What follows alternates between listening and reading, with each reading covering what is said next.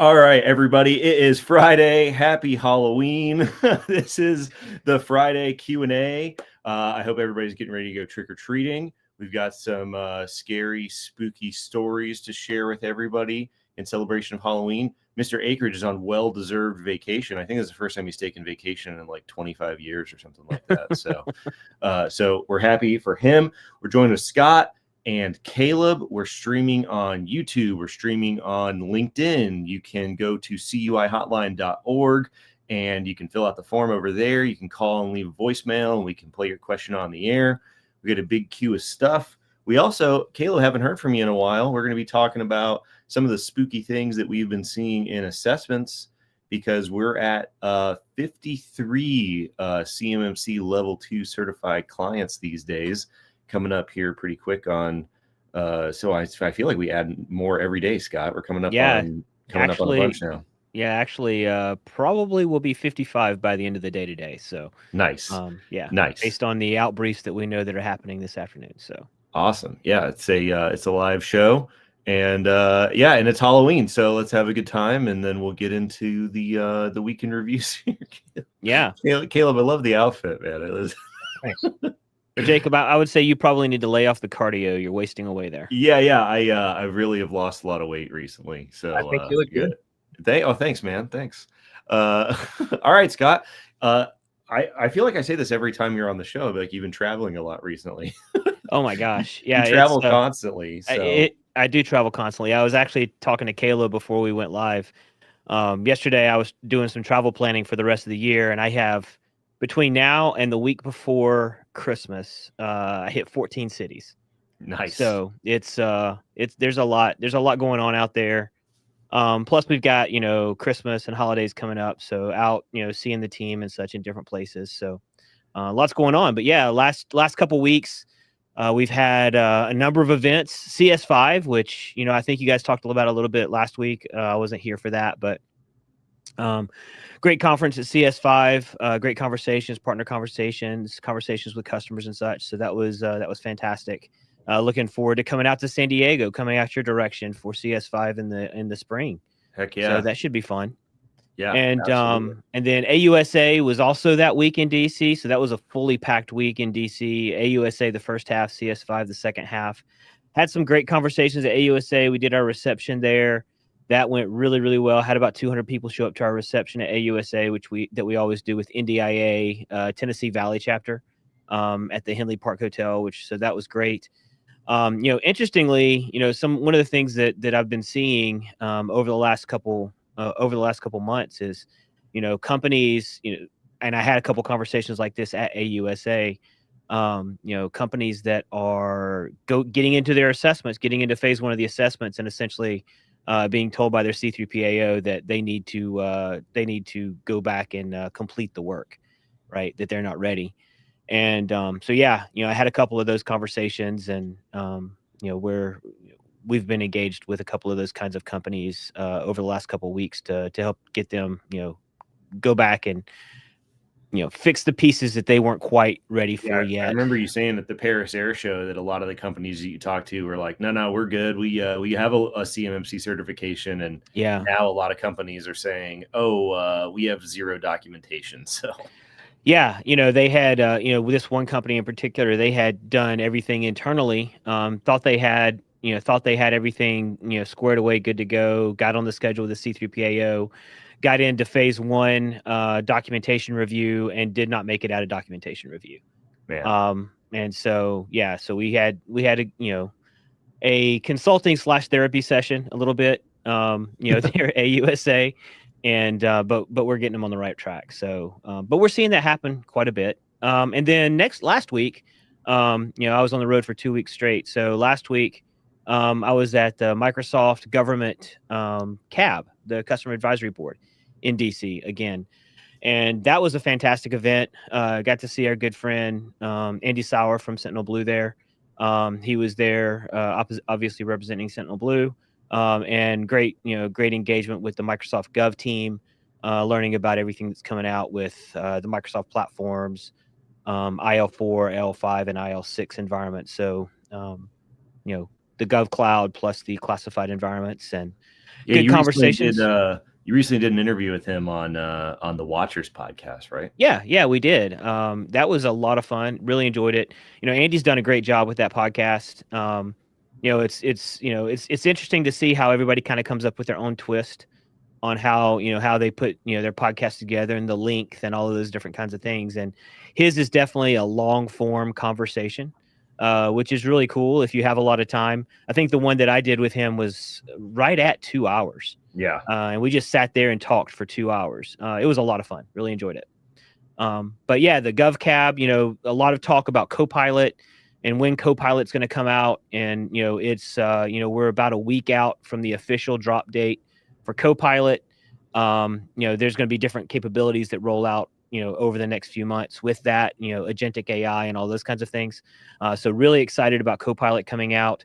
And then, just a lot of other new capabilities that are being rolled into the platform and how they're bringing the Gov platform up to speed with commercial platform, et cetera. So it was a good couple days. Yeah, and you and I are going to be at Summit 7 Live in Tampa next week. Yep. Which should be an awesome event, last one of the year. Yeah, looking forward to that. Summit 7 Live in Tampa. I got the list of cities that we're going to be hitting next year. A really exciting list of cities. I think we have 7 or 8 right now planned, and all over the country. Everything from, well, I don't want to spill the news here, but lots of cities all over the country. So West Coast, East Coast, Southeast, etc. So it should be great. There you go. Say again. Somewhere up north for us northern folks. Maybe, yeah. Maybe. And then Top Shops. I'm speaking at Top Shops the week after next. That's in Charlotte, so that's a manufacturing focused conference. So that should be a lot of fun. Talking a little bit about supply chain security and all of that. So awesome. Good to know. All right, Caleb, you're here. I was asking you earlier what's been grinding your gears lately, and you're talking about the famous meme on the CUI Discord and the subreddit about DibCAC being a liability, because back in the day, the interpretations and experiences from one DibCAC team to the other varied wildly. And you're a former DibCAC auditor yourself, so we'll go ahead and just blame you for that. But yeah, what's on your mind, man? How are you seeing this play out? What about your experience with C3PAOs? I mean, you're in the trenches every day with this stuff. And yeah, that's just it. Just like I was just coming out of DibCAC as that started to circulate. So it was a little more annoying to me at first than it was funny.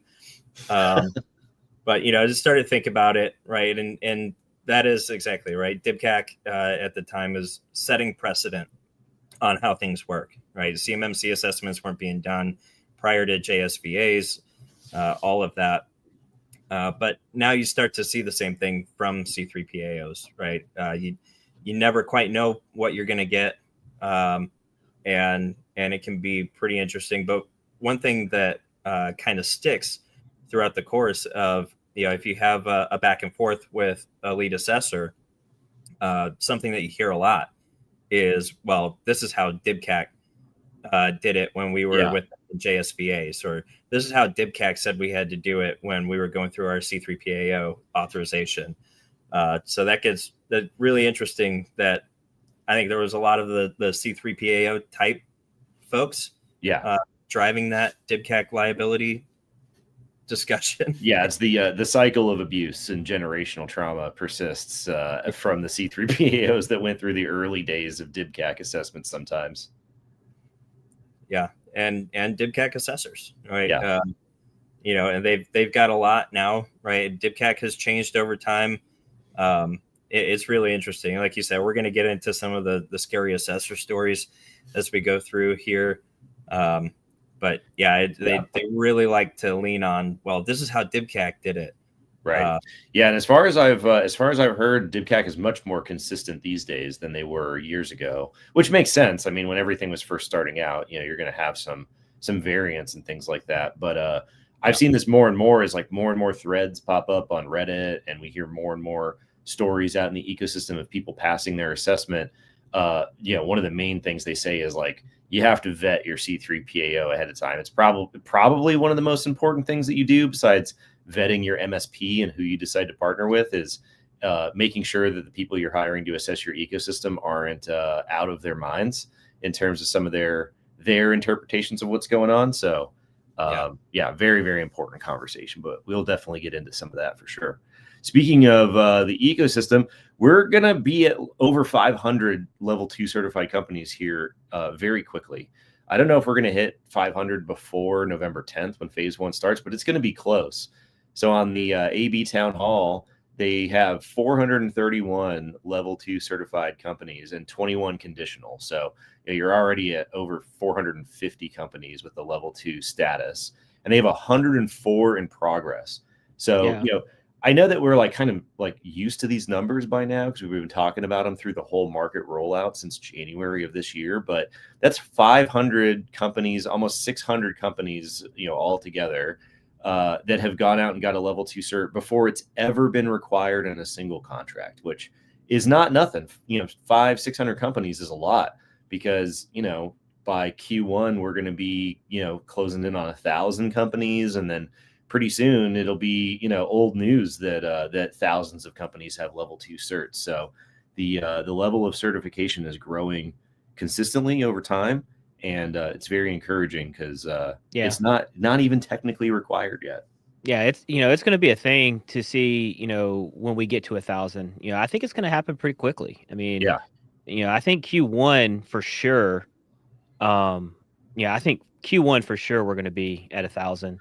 Oh, easy for sure. Yeah. What do you think we'll be at this time next year, Scott? Oh gosh, 3, 4. Wow. Okay. 3,000 maybe. Kayla, what do you think, man? You think we'll be in the above 2,000? That seems like a lot, but I think we'll be above 2,000. Then there's the C3PAO accreditation aspect as well, right? We're getting more and more C3PAOs. You got to see how much that keeps up over time. So if the ecosystem can keep up with the DIB. Yeah, absolutely.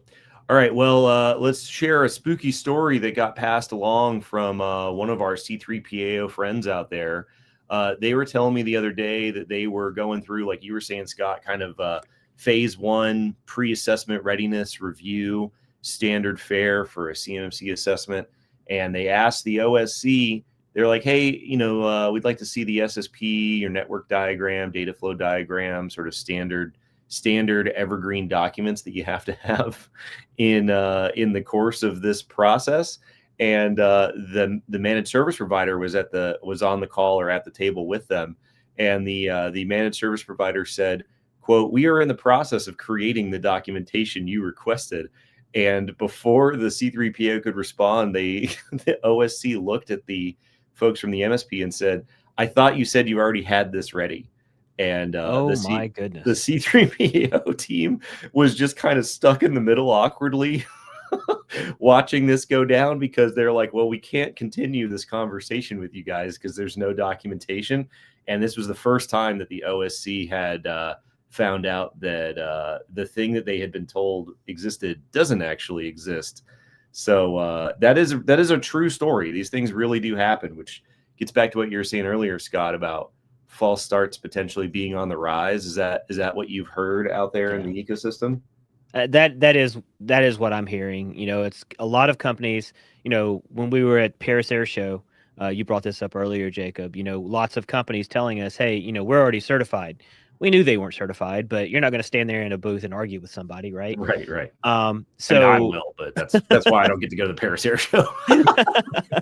but yeah, I mean, everybody thinking they're good to go, and then their team actually starts trying to take them through the process, and then it's like, oh, I thought you had that done, and then the finger pointing starts across the table, just like happened with that MSP, right? I thought you were doing it, but whoops. Yeah, that's definitely an awkward one to be a part of. Definitely a huge bummer. So we tell people all the time, it's like, vetting the MSP is very, very important. If they tell you that, yeah, we got it, then you definitely want some assurance that they actually do have it. So sort of wrap it up here on the big picture stuff before we get into some of the questions. November 10th, right around the corner. Next week is like the last week before we are in this brave new world. So what does that look like for implementation backlogs? We've been saying this for years now, that the primary, the long pole in the tent is not whether you can get an assessment on time, it's whether you can get implemented in order to qualify for an assessment on time. So what's the implementation backlog looking like for us? Yeah, I mean, our implementation backlog right now is actually looking pretty decent. We had a spike in, I would say, our backlog in the springtime where we got up to, where it was, 10, 12 weeks before we could kick a project off. We've driven that down now. So, we're now, oh gosh, I was looking at it earlier this week. We're now sitting in somewhere in around the 4 to 6 week, I believe, Nice. time frame. After essentially procurement is completed on such, so that we have the pieces available that we need. We've been hiring like crazy too. So we're trying to scale that process out. Caleb actually wears this outfit every day when he's in charge of his demon army and running everything that they need for assessments. Yeah, so I mean, that's that part of it is looking pretty good right now. One of the interesting things about the implementation backlog is, some of the other, the MSP ecosystem right now, there's about, I think it's 28 certified MSPs, MSPs that have gone through the L2 certification process on their own. We have the directory at the MSP Collective for that. But interestingly, there are a number of those MSPs that are also C3PAOs. And for whatever reason, I'm being told by some of those MSPs that they're actually doing more assessment work than they're doing implementation work, which I find very interesting. I'm not sure exactly why that's the case, but that is anecdotally what I'm being told. So yeah, and it doesn't mean that they're they shouldn't be, but that doesn't mean that they're assessing their own client. No, not at all. They're assessing other people, not their own stuff. They're just doing more assessment work. They're just doing more assessment work than they're doing implementation work, which I found really interesting. Yeah, well, that is an interesting development for sure. So, all right, Caleb, let's get into some of your spooky stories that you've seen from the many assessments that you've sat through.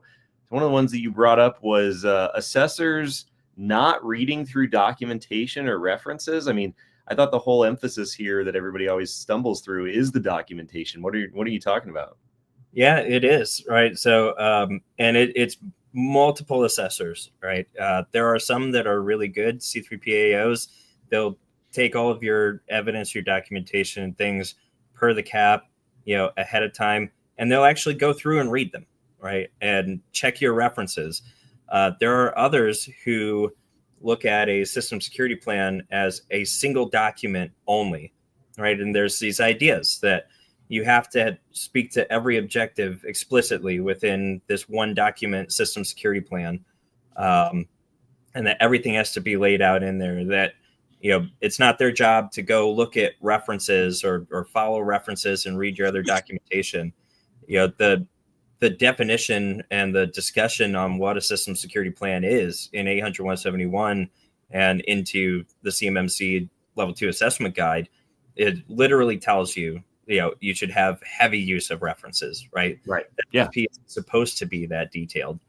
So yeah, there's been a lot of assessors who, even if something is referenced, come up with a lot of things like, well, it doesn't say the exact section of that reference that I should go look at. Or, you should put that verbiage from that reference into the system security plan. My SSP should also be every procedure that I use in my entire organization. Yeah. You got to put it in there. In the one document. And that's not everybody, right? You've seen situations where they're actually going through and checking. They're not just being lazy.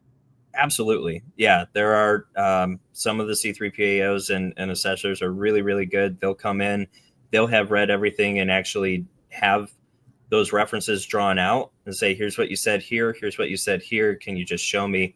And those are great. Nice. All right. Well, another one of the spooky stories that you had from these assessments are assessors sort of nudging OSCs, their configurations towards what the assessor's idea should be, what the assessor thinks the environment ought to look like. What's going on here?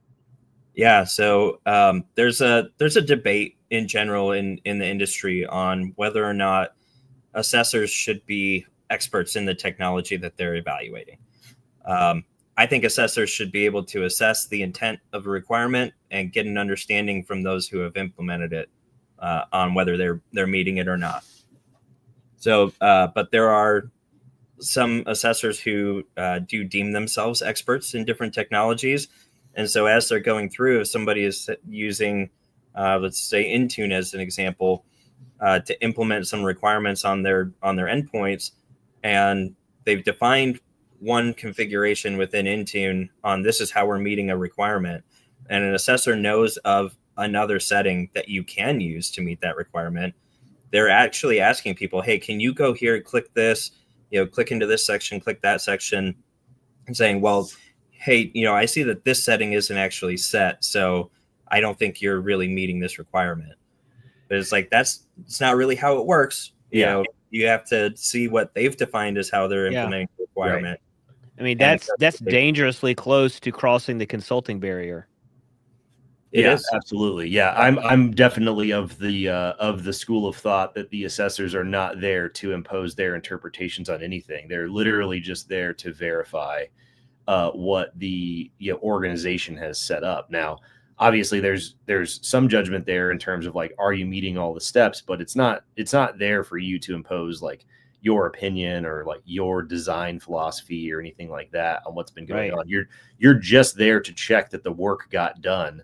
You're not necessarily there to check to make sure that the work was done how you would have done it. Right.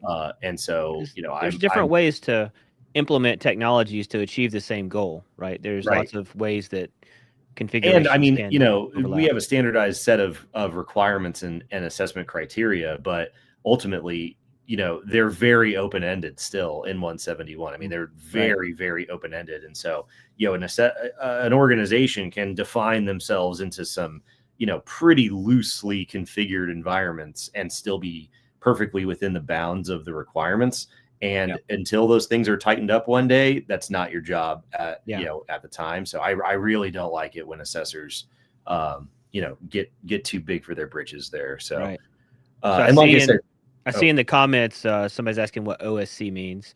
OSC is organization seeking certification. You'll also hear the term OSA, organization seeking assessment. Yeah, so it's generally used to refer to companies that are going to be going after CMMC level 2 third-party assessments, or a CMMC level 3 third-party assessment would be an OSC. OSA is anybody that's not hiring a third-party assessment, but this little corner of the world is not known for having an efficient use of acronyms. So most people just kind of use OSC casually to refer to companies that are undergoing. Could there be a worse Venn diagram for 3-letter acronyms than military, technology, and government? I remember when I moved back to Southern California and I went to LA Air Force Base as a contractor.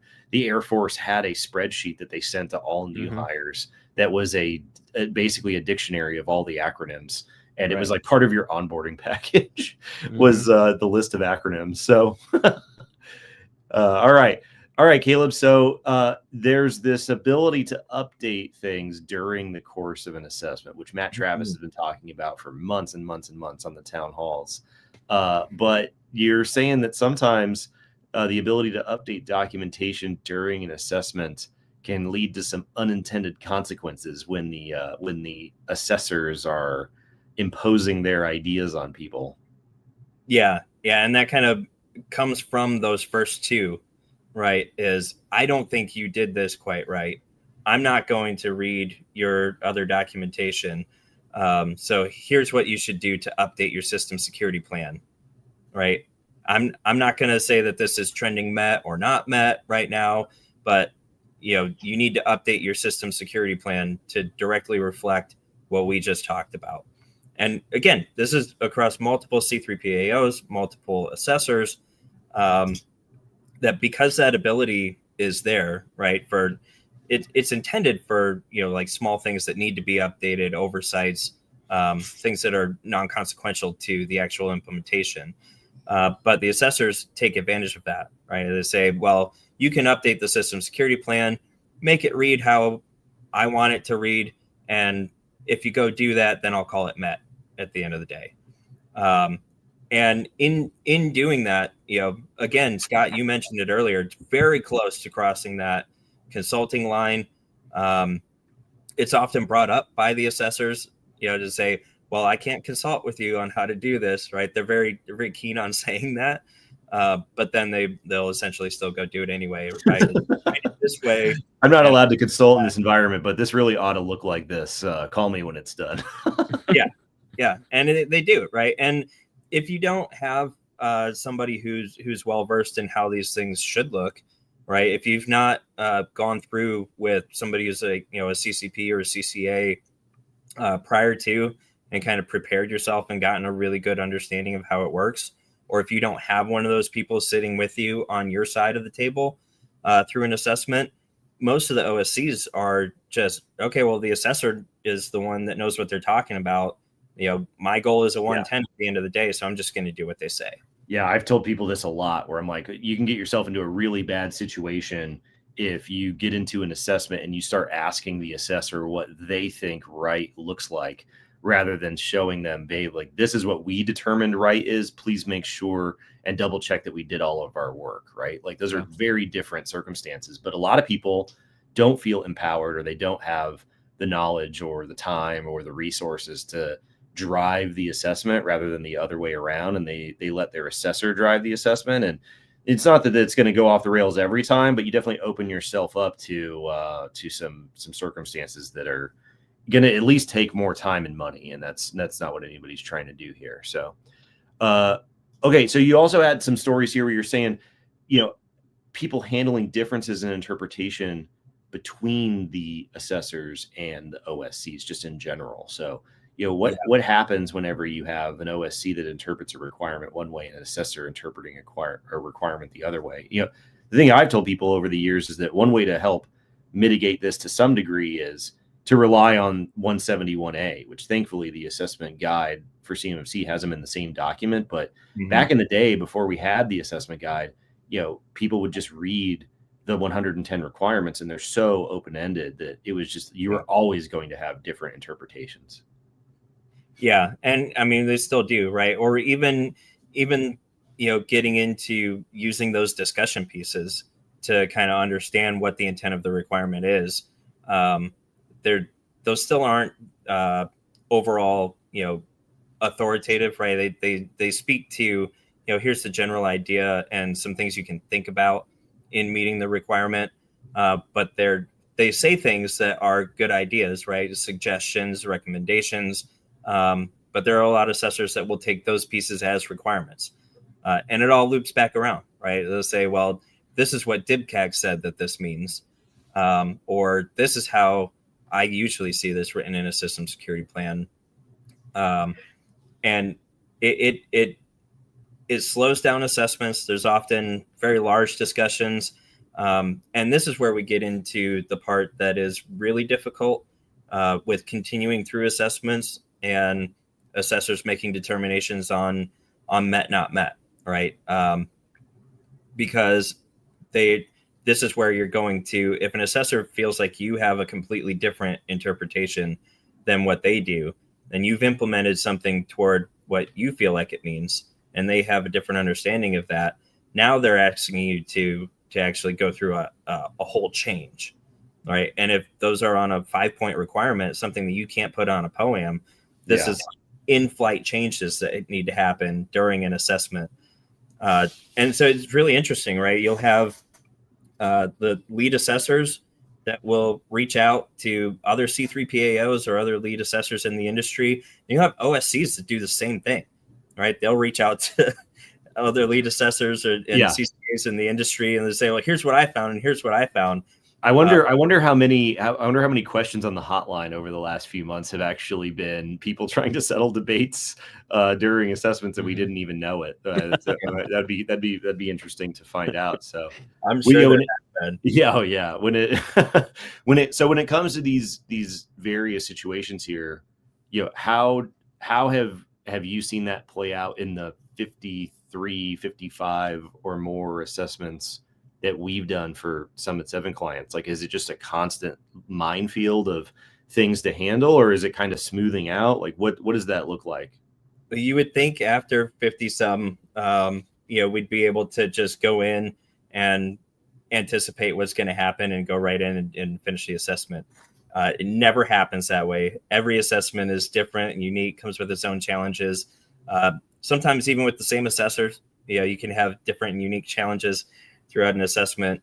But I was told that MSPs and C3POs are buddy and they're just rubber stamping their assessments. So what do you mean to imply that there's actually some variance between different environments and clients and assessments? Yeah, absolutely. The ones we've been through, there has been. Yeah, where is this rubber stamp? We did not get sent a rubber stamp. Apparently it got lost in the mail. Yeah, and in particular, I mean, and that's what Summit 7 does, right? Is meet that with experts, and not just experts on the technology, but also CMMC experts, right? We send lead CCAs with the customer that will be able to have those discussions. Sometimes, they're really cordial. Sometimes they're not so much. We haven't not been able to get through an assessment yet that we've gotten deep into. But this is not without debate, maybe even with asterisks, right? There comes a point, toward the end of assessment where you've got one or two items that have really been those debate points. And you've got both the OSC, who doesn't want to have to go through POAMs or redo their entire assessment because they failed a 5-pointer. And then you've got the C3PAO, who is going to have to justify on appeal why they called something not met, if they do, right, and deal with that appeals process. So it's usually able to get worked out. I haven't seen anything go past the C3PAO point on those debates, but definitely hoping we can get some concurrence out of these committees and subcommittees that they're standing up at the AB. How confident do you think somebody should feel if they were going into this solo, like without a Summit 7 and like the sort of army of experts, and they get the luck of the draw for their assessment team and their C3PAO? Like, what do you think the odds are of them just kind of sailing through their assessment because they followed the requirements?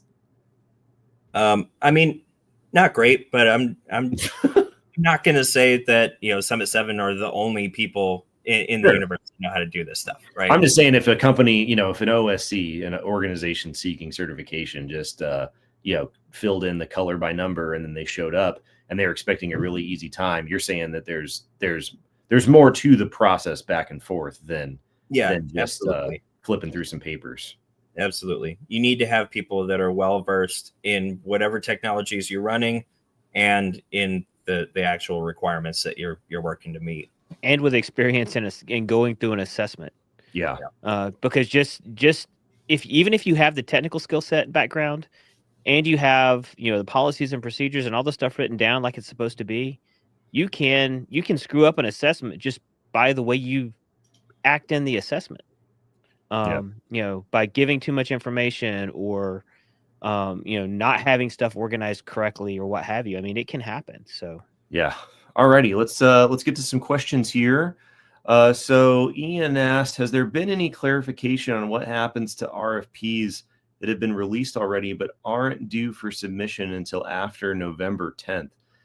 So some of the things that are on sam.gov currently have had update notices that have said, hey, we already put the RFP out, but it's going to be awarded after November 10th. So they will include CMMC requirements.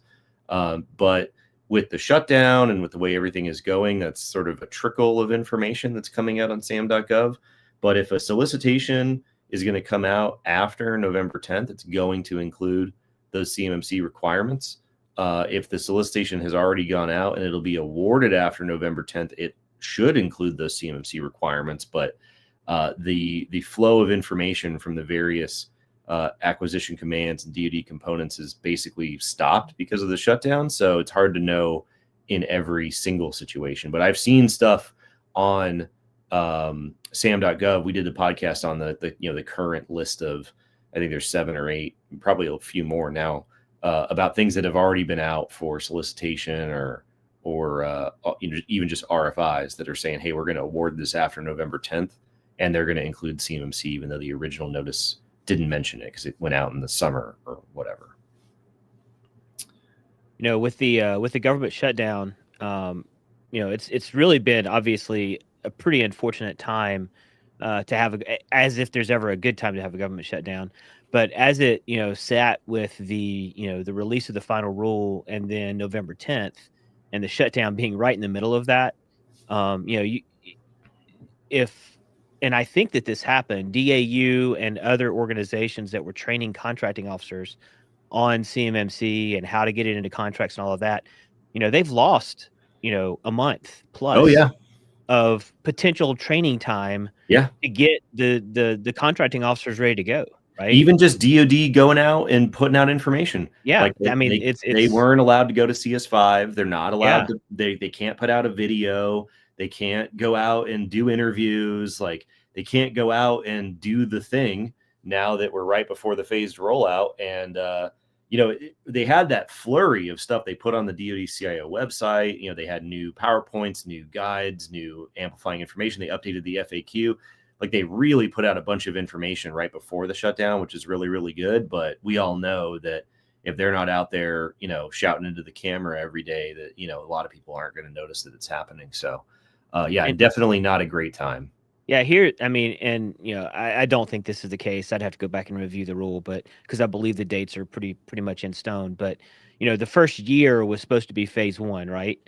Of the rollout. What if the rollout isn't able to start until December 1st because the rollout shut down? Yeah, I mean the dates are codified in black and white. They're in the rules. So you're just going to have 11 months of phase 1 instead of 12. Or 10 months or who whatever even freaking knows at this point. Yeah. Phase 2 starts on in November of 2026. So if the government doesn't open for 2 more months or whatever, then you just have a 10-month phase 1. So let's see here.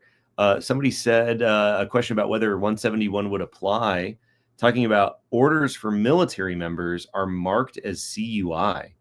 So if a company does not do any government related work, but has an employee in the reserves, would 171 apply if HR gets sent a copy of their orders marked as CUI?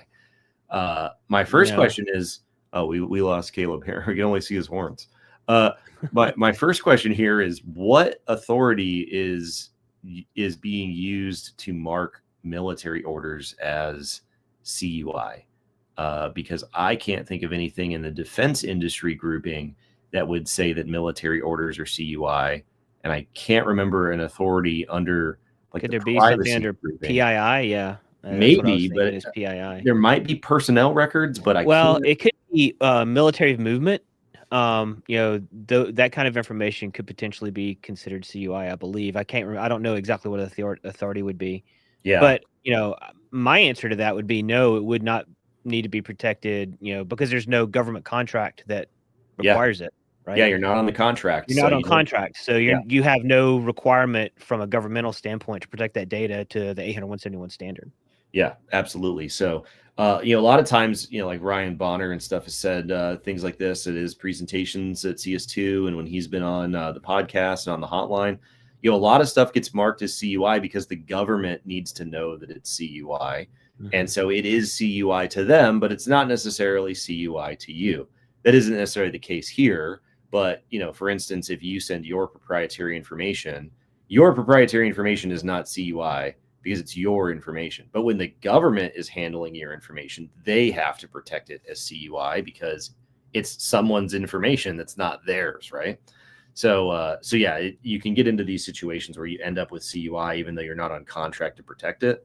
But if you don't have a contractual requirement to implement 171, then please do the right thing and keep that information protected. But you don't have to go out and get CMMC. Yeah, you're not going to get a False Claims Act case against you. No, absolutely not. It would be interesting to know how much CUI, assuming that military orders are CUI, how much of that is flowing around out there and it's not under contract, which is probably pretty crazy. All righty, let's see here. So somebody would mention the NIST glossary earlier, and we actually had this one queued up. So when it comes to CUI and NIST SP 800-171, when is an account a privileged account, Caleb? I mean, if I'm looking at it, I say whenever the OSC defines it as a privileged account, right? Yeah. You have to go through and define those things in general. Yeah, I mean, but in general, most people define privileged accounts as administrative accounts, right? That have access to modify system security system security, right? Right. I mean, yeah, the NIST glossary sort of defines it as, if they have access to sort of security functions and security information that a normal user wouldn't have. Right. So, it is defined in let me see if I can pull it up here. It is defined in the NIST glossary as, a privileged account or a privileged user. And so there is an idea of what a privileged account is. So there has to be, some separation. But Caleb, like you were saying, defining who that is or where that is or when that happens is still up for a lot of interpretation, right? Yeah. Yeah, there was a whole Reddit thread on that one about when something is a privileged account, but it's one of those answers that kind of comes down to whenever it's not a regular account, which is one of those open-ended situations that can, like you were mentioning earlier, can really get people into a corner depending on how things are interpreted, right? Those probably one of the biggest places that I see the privileged, non-privileged account question is if people have local admin access, right? And it could be, but that's one of those more gray areas, right? Like maybe all of your standard users have local admin to their machines, right? So there's still some give and take, right, of how you do it within your organization. Gotcha. All righty, let's see here. Mark says, we are a subcontractor to a prime working on contracts with CUI. Do we need to verify that our vendors are CMMC level 2 certified?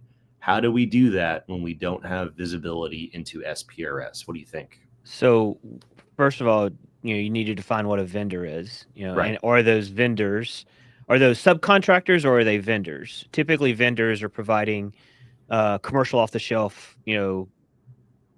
product, what have you, to the organization. But it really comes down to, are you flowing CUI to those partners or not? Yeah. And then it also comes down to this idea of, okay, let's say we have subcontractors and they will need level 2, but we don't have the ability to see anything in EMAS or SPRS. How do we handle this situation? And the CMMC rules are very clear where they're like, that's kind of up to you. The DoD does not make their databases public for their record keeping, which is frustrating a lot of people. But they basically say that like your ability to manage your supply chain is your problem. And so I don't think anybody's come up with a very elegant solution for that situation. But yeah, it is your responsibility to make sure that the people that you're going to flow CUI to have the ability to protect it through the corresponding CMMC status. And even though DoD can see the CMMC statuses, you do not get access to that database. So you need to be proactive in asking them for what's going on. Flow down the clauses and collect all the PDFs of the certifications. Yeah, absolutely. All right. Somebody asked, are there stats yet on the number of companies that fail the pre-assessment phase? We would normally call this a false start.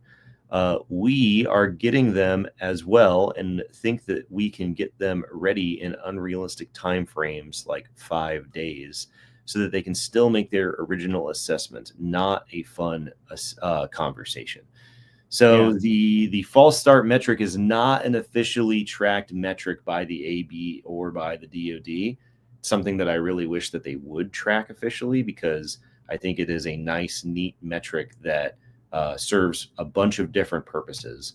The first is that we know anecdotally from talking to anybody, and I don't know, Caleb, if you have some insight on this, from what I've heard anecdotally, the level of false starts is like 25% or more, pretty often. So that's pretty much what I've heard as well, Jacob. Yeah, I mean, you're talking like 1 in 4 companies that signs up for an assessment can't even qualify to have the assessment fire because they just don't even show the ability to feasibly make it through an assessment before you pass any judgment on whether things are implemented. Like they just don't have an SSP. They just don't have documentation. They can't even start. Yeah, that's I had a number of these conversations at CS5 with organizations that were frustrated that the timeline to get an assessment was being pushed out so far. There's some organizations that are booked already out into June of next year.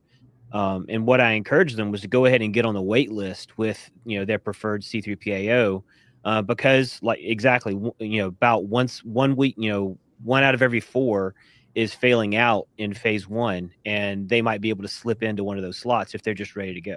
Yeah, and these don't get recorded as assessment failures. They're just assessments that don't happen. And so I think that it would be helpful because the DoD would be able to turn around and say, you're not as ready as you think because you got a 25% chance that you won't even qualify for an assessment.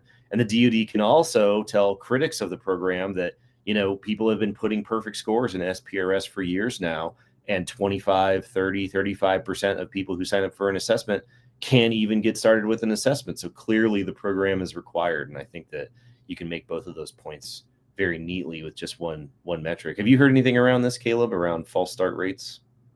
Not particularly around rates, right? I mean, on our side of it, we see a lot of companies, especially as we're getting, of course, close to phase 1 here, that want to be done sooner than later, which is spoken to in the question there, right? It's like, it would be a cool metric to have for the ecosystem, but I don't think contractors are going to care, right? You put that out.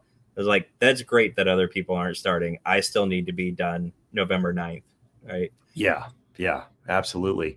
So when we were talking earlier about that situation around the company finding out their MSP hadn't actually been doing the work until they were sitting across the table from their assessor, somebody said that they might have grounds to sue or cancel their contract with their MSP. Scott, what does that look like in terms of, you run an MSP? What does that look like in terms of the level of responsibility? You and I have been talking about the shared responsibility nature of MSPs, the shared responsibility matrix. Our service packages are defined by this inherent sharing of responsibility. What kind of liability is there on the MSP end for getting it right? It's all going to depend on what's in your contract, right? Yeah. There are a lot of MSPs that, or there's a lot of contracts in general that have nothing about, CMMC and all these requirements in them, and they're just standard MSP contracts, right? And so, this is really on the OSC, the company, to ensure that when they are having these conversations and putting contracts in place with an MSP and MSSP, that the level of support that they want is well defined, and that they receive an SRM or a CRM from that MSP or MSSP that defines exactly who's responsible for what assessment objective. You do not want to go into any of those kinds of situations with any ambiguity on who's supposed to be doing what. And I certainly wouldn't walk into an assessment room not having seen my SSP. So that is that's crazy to me. Yeah. But yeah, it all comes down to the contract. What is what makes it cancelable. If you have an existing contract with an MSP or an MSSP that was existing before these 800-171 requirements were a thing, and you haven't modified that contract, then you probably don't have a lot of leg to stand on. Yeah. Right. So it's something you really have to make sure is covered and covered well. Yeah, a handshake of we can get you covered on CMMC is probably not good enough when it comes down to brass tacks. Yeah, absolutely. All righty. Jeremy said, if I create proprietary data and deliver it to the Gov and they send it back marked as CUI, how are contractors supposed to manage this document marked CUI that isn't CUI to us? Well, the short answer is it's not CUI to you. So you don't have to handle it like CUI. It's your proprietary data. Now you have to understand how that data has flowed from you as your data to the government and back. and understand that they are, of course, going to market for their purposes, but they aren't marking it and then sending it to you and then suddenly obligating you to protect your own data in a specific way. But now, this can get pretty messy depending on the number of data flows that you're getting. Are you sometimes creating it for the government and it's not really yours? And sometimes you're receiving it from the government and it's not really yours, and then everything in between. And if all of those data flows are wrapped up in the same business process because you're a relatively small company, well, then you don't really have the ability to isolate or change your scoping, right? But if you understand the individual data flows to that degree, then you could potentially save yourself time, money, scope, or an assessment altogether, depending on how that data is working. And depending on the situation, many times that CUI could have been mixed with, other content from other sources that is also CUI. And so now you're not only getting back your information, you're getting back other information as well. So yeah, you have to be careful with that. It's like the situation where it is true that not all ITAR information is considered CUI, but it is not true that most companies in the DIB that handle CUI are going to be able to split their non-CUI ITAR from their CUI qualified ITAR in a way that is going to be economically meaningful for this situation. They're just not big enough. They're just not resourced for it. It's often just not worth the time. If you do want to go through and dissect your data flows and see where you can gain leverage over this process or potentially kick out of the CMMC process altogether, then you reach out to the folks at DefCert and Ryan Bonner over there. Their entire practice is built around this process specifically, and he's got awesome success stories from people pushing back, isolating the data, identifying what the data flows are like. But it's an involved process. You're going under the microscope for your data flows, and it's not always a silver bullet. But if you're interested in that, definitely check those guys out for sure. All righty. Somebody was talking about what they think that C3PAO's backgrounds ought to be in order to be a successful and effective C3PAO. They're talking about networking, forensics, Linux, Windows, various certs and things like that, years and years of experience. Caleb, you were saying earlier, people think that there should be, people should be experts in technology in order to be assessors, but we also need to scale an environment of assessment capability, and you're just not going to ever have enough expertise. Like, how do you think that gets balanced over time? Yeah, I mean, I don't think there ever needs to be that expert level of technology expertise when you're an assessor. I remember this question came up a couple of years ago at CS2, right? It was particularly around higher education, right? They said, do you need someone with a background or understanding of higher education organizations to come in and do an assessment? And I said the same thing at that time, is I don't think so, right?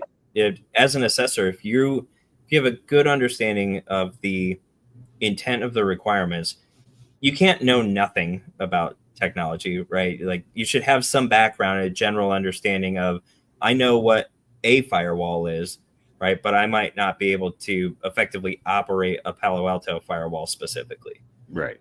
Right. So that's why the requirements are written the way they're written, right? And they're not written as technical, technology specific SOPs. They're very open-ended, right? So you're never going to scale the assessment body if you require specialization like that. Right. All righty. Let's see here. Some queued questions. Will the government shutdown affect CMMC? Yes and no. No, it will not affect CMMC specifically. It doesn't do anything to delay the effective date of the final rule at 48 CFR. So CMMC goes into effect as a viable, legitimate contract clause and solicitation provision on November 10th of 2025. However, with the government shut down, they're not exactly handing out a lot of new solicitations and contracts. So we're not going to see it until they come back online, right? We're only going to see a trickle of things go out, if anything at all. So it doesn't affect CMMC specifically. It affects everything in general. And so as a result, it affects CMMC, globally, like every other DFARS clause that isn't going to be in new contracts because contracts aren't going out. But nothing about the shutdown affects the rule going into effect by any means. We hear this pretty often. So have you heard this, Scott, on your travels? Yeah, I mean, people ask this question, it's kind of halfway with hope in their voice. Yeah. But yeah, no, it's not. I mean, it's going to affect, CMMC in that, exactly like you said, there's no contracts going out. So you won't see CMMC in contracts because there's no contracts. But once they start rolling, then it'll show up. Yeah, absolutely. Okay. If I don't have level 2 CMMC status on November 10th of 2025, will I lose my contracts, Caleb? I don't think so. Not the way I understand it. Yeah. Yeah. If you're on contract right now, November 10th doesn't affect you unless your customer hasn't informed you that they're going to somehow modify the terms of your existing contract, which I have not heard rumors of that happening at all. It doesn't mean it hasn't happened, but it'll be very rare that would happen. Yeah. Option years and those kinds of things. Right. Yeah. Now, I'm sure that, there have been some situations here and there about programs and things that the government's very interested in, but that's not going to be the across the board change. They're not doing contract mods for everybody who's on contract right now. Now, after November 10th, you won't be able to take award of new contracts because it will be a condition of contract award. Excuse me. And like we've said a lot of times, that can be a CMMC level 2 certification requirement. A lot of them are going to be self-assessment requirements, but it's not going to be exclusively self-assessment requirements. So plan accordingly, because you often won't know until you see the solicitation go out. When we were in the podcast a couple weeks ago talking about the notices on sam.gov, so far there's already one in there that says that this is going to require level 2 C3PAO status, regardless of phase 1. It all just kind of depends on how important the government thinks the work is. It's not dictated by the phased rollout at all. What's to say at the DoD discretion is the criteria. Yep, that's all we got. And if the solicitation goes out and it's going to be awarded 3 months later, 1 quarter later, 2 quarters later, even, you don't have a lot of time to suddenly get in gear in order to get a C3PAO assessment by contract award. So just plan accordingly and realize that you're taking a big risk if you think that's what's going to happen. And if you get away with it, then great. It's wonderful. Okay. I've had a DibCAC high assessment, Caleb. They have shown up of their own volition. It's not a JSVA or anything like that. DibCAC showed up and said, we want to do a full assessment against your requirements. Will I be required to achieve level 3 as a result? Not automatically, right? And that's something we've been hearing, right, as well. A good way to know if you're going to get a level 3 requirement is if DibCAC came to see you. It's a leading indicator, right?